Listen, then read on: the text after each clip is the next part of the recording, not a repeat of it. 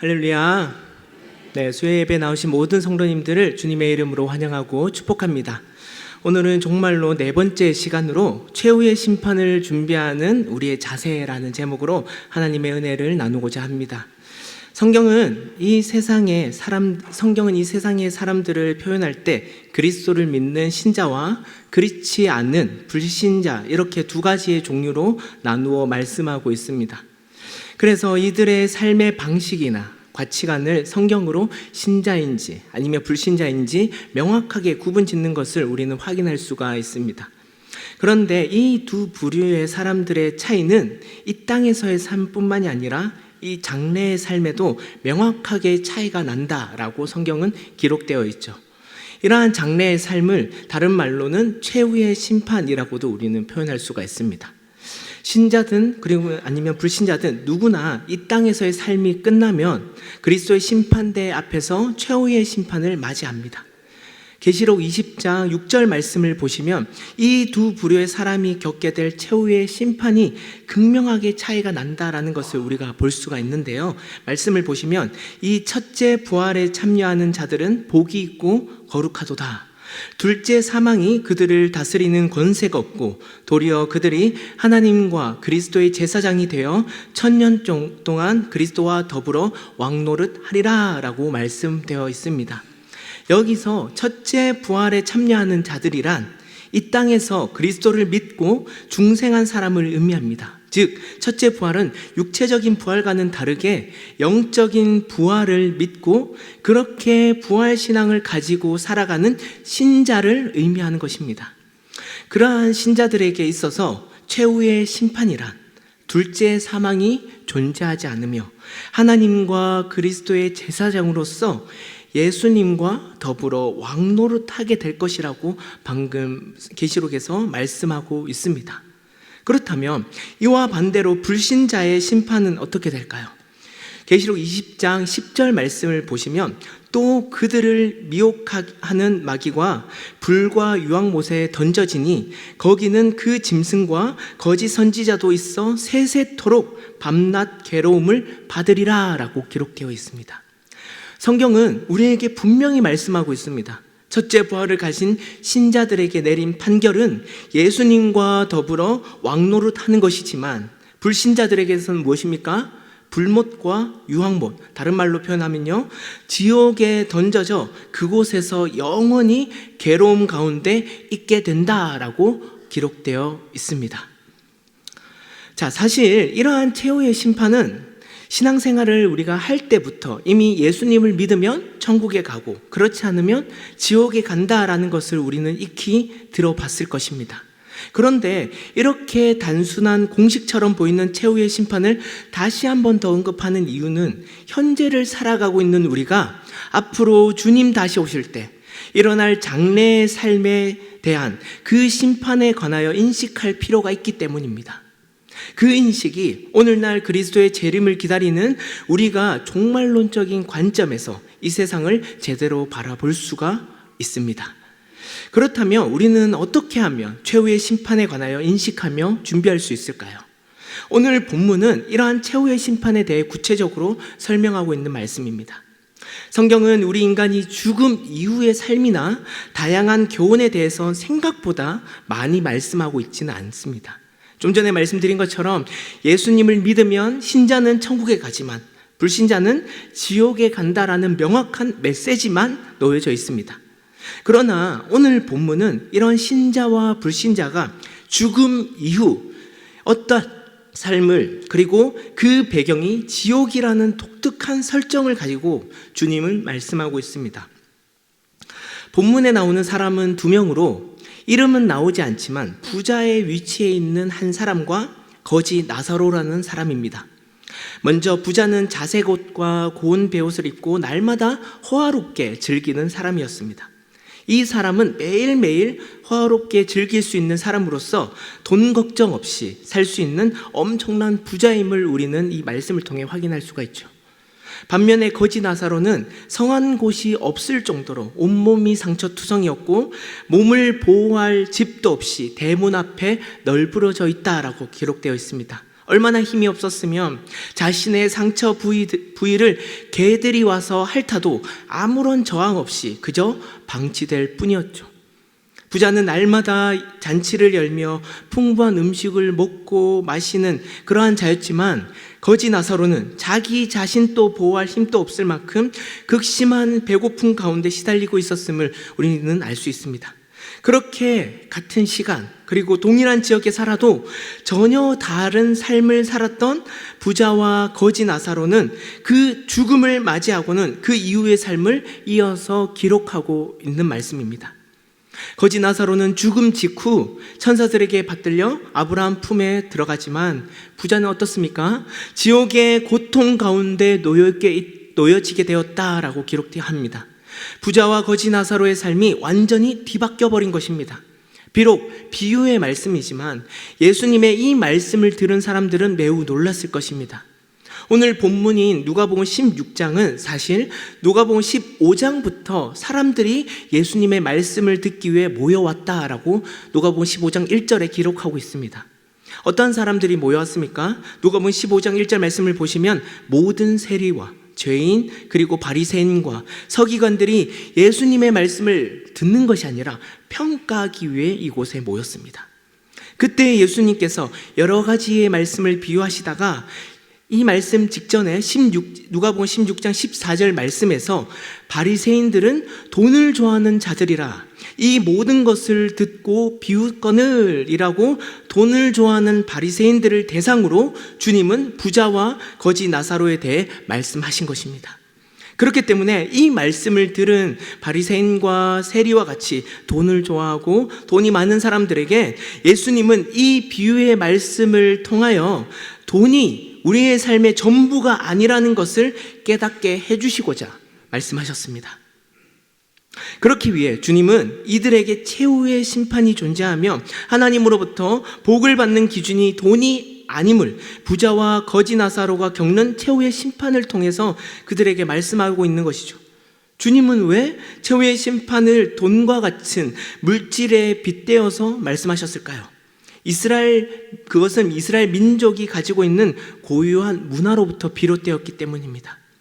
욥기에서 욥의 세 친구들이 욥에게 닥친 건강의 고통이나 모든 재산을 잃게 되었음을 보자 하나님께서 지금 욥을 저주하였다라고 생각을 하고 있던 것입니다. 그만큼 이스라엘 민족에게 물질적인 부유함은 하나님으로부터 복을 받는 비결이라고 생각하였고 반대로 물질이 없으면 하나님의 저주가 임하였다라고 생각하는 것이 그 당시 이스라엘 사람들의 문화였던 것입니다.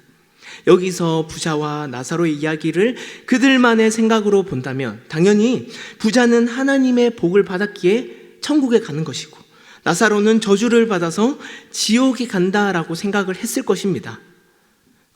그런데 주님은 이 물질이 많은 것이 하나님의 복이 아니라 최후의 심판을 받는 것은 다른 무엇에 있다라고 명확히 말씀하고 있는 것이죠.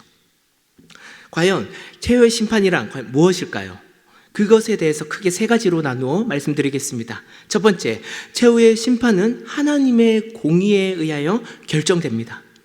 당시 이스라엘 민족이 가지고 있는 오래된 문화는 돈 많은 사람들이 하나님의 복을 받고 그렇지 않는 사람은 하나님으로부터 저주를 받는다라고 했습니다. 그래서 그 당시 돈의 유무에 따라서 이 사람이 천국에 가느냐 아니면 지옥에 가느냐라는 것을 판단하는 그 심판이 그들 사이에서 너무나도 자연스럽게 받아들여졌던 상황이었던 것입니다. 그러나 이러한 하나님을 단순히 물질로만 치부해 버린다면, 그 물질을 통해 복의 유무를 판단해 버린다면 그들만이 가지고 있는 그 물질을 원하는 하나님으로 그들만의 우상을 만든 셈이 되는 것입니다. 또한 세대주의 관점에서 최후의 심판은 예수 그리스도를 잘 순종하는 사람들, 그리고 주변 사람들을 잘 도와주고 대접하는 사람들이 천국에 들어가고 그렇지 않으면 지옥에 간다라고 주장하고 있습니다. 이들은 눈에 보이는 선행, 즉 신자로서 지켜야 할 그 행위에만 강조하여서 최후의 심판이 그 행위를 통해 결정된다라고 생각을 하고 있었죠. 이것 또한 하나님의 공의를 사람들 눈에 보이는 행위와 그러한 선행에만 주목한 나머지 완벽한 그 주님의 뜻을 발견할 수는 없다라는 것입니다. 그렇다면 과연 최후의 심판은 무엇에 의해 결정될까요? 예수 그리스도와 그 십자가의 복음을 듣고 믿는 것으로부터 결정된다라는 사실입니다. 부자는 지옥에서 너무나도 괴로워하고 있는 가운데 눈을 들어 먼 곳을 바라보니 아브라함과 그의 품에 있는 나사로가 있는 것을 보았습니다. 부자는 아브라함을 불러 지금 나사로를 자기에게 보내어 손가락 끝에 물을 잠깐 적셔서 혀만이라도 서늘하게 해달라고 간청을 합니다. 오히려 지금 부자의 상황을 보십시오. 거지 나사로가 대문 앞에 내버려져 온몸이 헌데투성일 때보다 더 비참한 상황인 것입니다. 그래도 잠시 목이라도 축여보려고 이렇게 간청을 하지만 아브라함은 부자에게 우리 사이에 큰 구덩이가 있어서 그쪽으로 나아갈 수 없다라고 합니다. 여기서 아브라함이 말한 구렁텅이는 하나님의 공의로 결정된 최후의 심판임을 의미합니다. 아무리 아브라함이라 할지라도 하나님의 공의로 결정된 그 심판은 어떻게 해서도 돌이킬 수 없습니다. 결국 부자는 어떠한 방법을 써도 그가 겪게 될 고통과 지옥의 삶은 계속해서 감당할 수밖에 없음을 말씀하고 있는 것이죠. 여기서 주님은 하나님의 공의가 어떻게 결정되는지 아브라함의 그 말을 통해 말씀하고 있습니다. 우리 다 함께 누가복음 16장 28절 29절 말씀을 우리 다 같이 읽도록 하겠습니다. 내 형제 5이 있으니 그들에게 증언하게 하여 그들로 이 고통받는 곳에 오지 않게 하소서. 아브라함이 이르되 그들에게 모세와 선지자들이 있으니 그들에게 들을지니라. 아멘. 지금 본문에서 하나님의 공의가 드러나는 것은 하나님의 말씀으로 이미 증언하고 있음을 말씀하고 있는 것입니다. 여기서 모세와 선지자는 하나님의 말씀을 의미합니다. 부자 자신은 최후의 심판을 통해 이곳에서 고통받는 삶을 살고 있지만 아직 그 땅에 남아있는 5명의 형제들에게는 이러한 사실을 알려주고 나사로에게 그들에게 찾아가 이러한 사실을 증언해달라고 부탁하고 있는 것이죠. 그러자 아브라함은 어떻게 합니까? 그럴 것 없이 이미 그들에게는 하나님의 말씀이 있기에 그들이 직접 하나님의 말씀을 듣고 그 말씀을 통해 구원을 받을 것을 말씀하고 있는 것입니다. 이미 부자는 이 땅에서 하나님의 말씀을 듣고 믿을 수 있는 충분한 시간이 있었음에도 불구하고 그러지 않았기에 지금 지옥에 있습니다. 우리는 이것을 종말론적인 관점으로 바라봤을 때 우리에게 주어진 시간 또한 하나님께서 허락하신 공의의 한 부분이라고 생각합니다. 사도 요한이 요한계시록을 쓰게 된 것은 주님께서 종말의 때를 맞이하여 수많은 그리스도인들이 이 말씀을 통해 구원의 길을 깨닫고 그 길을 통해 참된 구원을 얻게 하기 위하여 계시된 말씀이라고 기록하고 있습니다.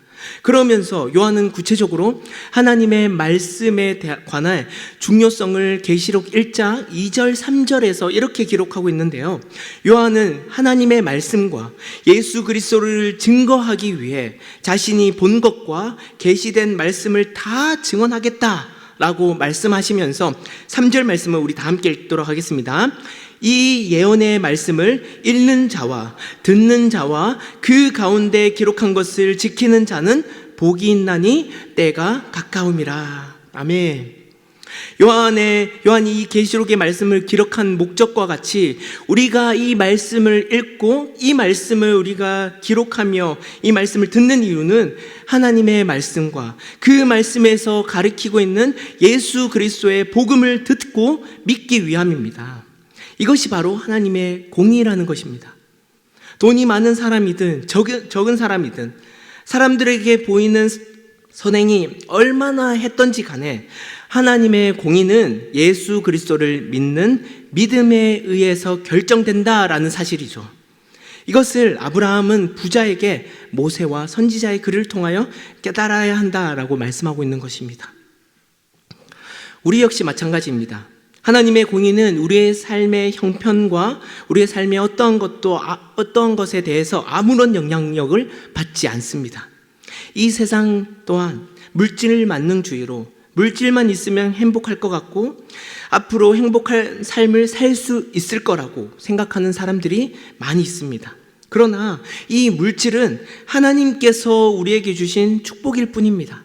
바라기는 종말론적인 입장에서 이 물질의 복에만 집중하다가 최후의 심판 때에 부자와 같이 울며 이를 갈 만큼 후회하는 삶이 우리 가운데는 일어나지 않기를 바랍니다. 오히려 우리는 오늘 본문의 부자와 달리 하나님께서 주신 시간 가운데 아직 그리스도를 알지 못하는 영혼들을 주님께로 인도하며 직접 그리스도의 심장과 편지가 되어 그 주님이 맡겨주신 역할을 잘 감당하시는 저와 여러분들이 되시길 바랍니다. 두 번째로 최후의 심판은 하나님의 영광을 드러내기 위함입니다. 사실 우리 모두는 예정론을 따르는 자로서 하나님의 선택적 구원이 이 땅에서 이루어졌다라기보다 에베소서 1장 4절 말씀처럼 창세 전에 우리가 태어나기 이전에 하나님께서 우리를 이미 예정하사 예수 그리스도로 말미암아 구원을 얻게 되었다라는 것을 우리는 더 신뢰하며 따르는 자들입니다. 그렇기 때문에 이 땅에서의 삶만으로 구원이 완벽하게 이루어졌다라고는 할 수는 없습니다. 이미 우리는 하나님으로부터 구원을 받은 자이지만 아직 그리스도의 재림이 오지 않았으므로 그 사이에 긴장 관계를 가지며 살아갈 뿐입니다. 그 중간 사이에서 미리 우리가 알아두어야 할 부분이 바로 최후의 심판 때에 하나님은 최고의 영광을 드러내신다라는 사실이죠. 우리는 그러한 하나님의 영광을 위해 그것을 꿈꾸며 살아가는 자들이 되어야 합니다. 이것이 오늘날 최후의 심판을 맞이하는 우리의 태도입니다. 이것을 종말론적인 관점으로 고린도전서 10장 31절 말씀을 우리 다 함께 읽도록 하겠습니다. 그런즉 너희가 먹든지 마시든지 무엇을 하든지 다 하나님의 영광을 위하라. 주님께서 재림하실 때 하나님께서 크신 영광을 받을 것이고 이 땅에서의 신자들은 그 영광을 통하여 은혜를 덧입게 되지만 불신자들은 하나님의 공의가 그곳 가운데 드러나게 될 것입니다. 그러나 구원의 비밀을 발견한 사람은 결코 이 땅에서의 삶만으로 만족하지 않습니다.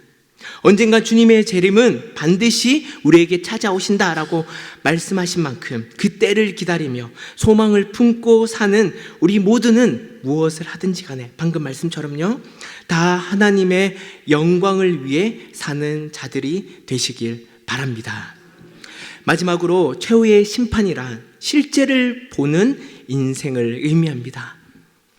앞에서도 말씀드렸지만 우리는 하나님께서 창세 전에 그리스도 안에서 우리를 택하사 하나님의 자녀가 되는 권세를 주셨다라고 말씀했습니다. 그리고 최후의 심판은 예수님께서 재림하실 때 최종적으로 성취가 됩니다. 그만큼 현재의 삶에서 최후의 심판을 우리가 온전히 경험하는 것은 쉽지가 않아요. 다만 종말론적인 관점에서 이 최후의 심판을 우리는 준비해야 하며 그에 따른 자세를 통해 실제를 보는 인생으로 살아야 된다는 것을 깨달아야 합니다. 유명한 수학자이자 철학자인 블레이즈 파스칼이라는 사람이 예수님을 만나고 회심한 뒤에 쓴 책인 팡세에서 이러한 말을 기록했습니다. 세상의 행복은 금방 바닥이 드러납니다. 그래서 자신의 행복에만 갇혀있는 사람은 사랑스럽지 않습니다. 왜냐하면 자기 행복에만 함몰된 사람의 얼굴을 보면 탐욕스럽기 때문입니다.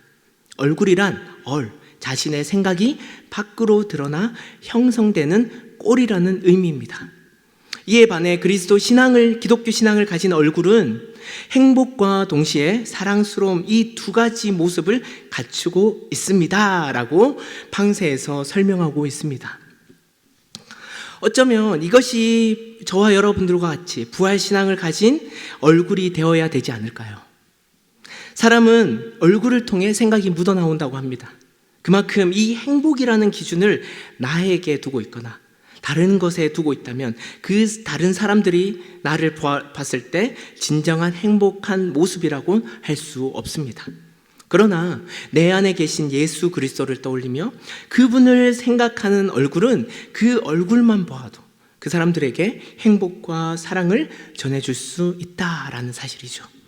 그래서 신자인 우리에게 있어서 최후의 심판이란 이 땅에서 우리가 살아야 할 실제 목적, 즉 예수 그리스도를 보여주기보다 보는 인생이 되어야 될 줄 믿습니다.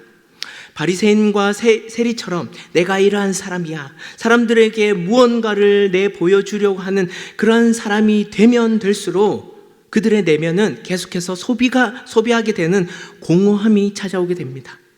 결국 오늘 본문의 부자처럼 날마다 잔치상은 펼쳐지지만 그 내면은 텅 빈 상태로 아무것도 없는 지옥을 경험하는 것보다 히브리서 12장 2절 말씀처럼 믿음의 주요 또 우리를 온전하게 하시는 이인 예수 그리스도를 바라봄으로써 장래의 은혜를 우리 얼굴을 통하여 우리의 말과 행동을 통하여 드러내 보여주는 삶이 우리 가운데 되어야 될 줄 믿습니다.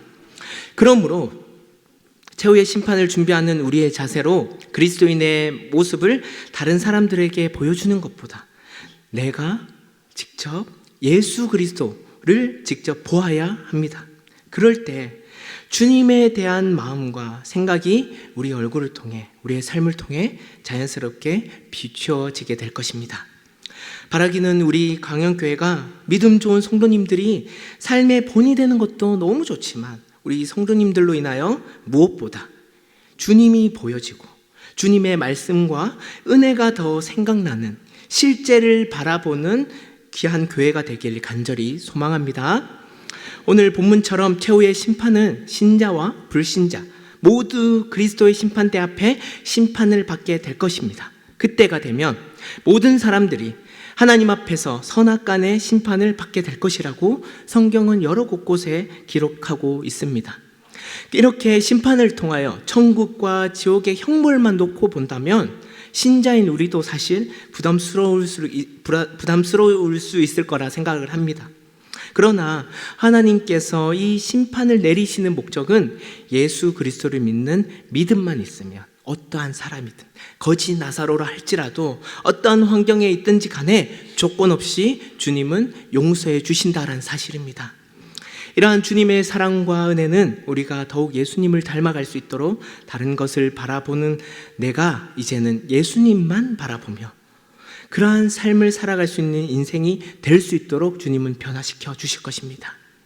결국 신자인 우리 모두에게 의로운 삶을 살아갈 수 있도록 주님은 힘과 능력을 제공해 주실 목적으로 이 최후의 심판에 관하여 말씀하고 있는 것이죠.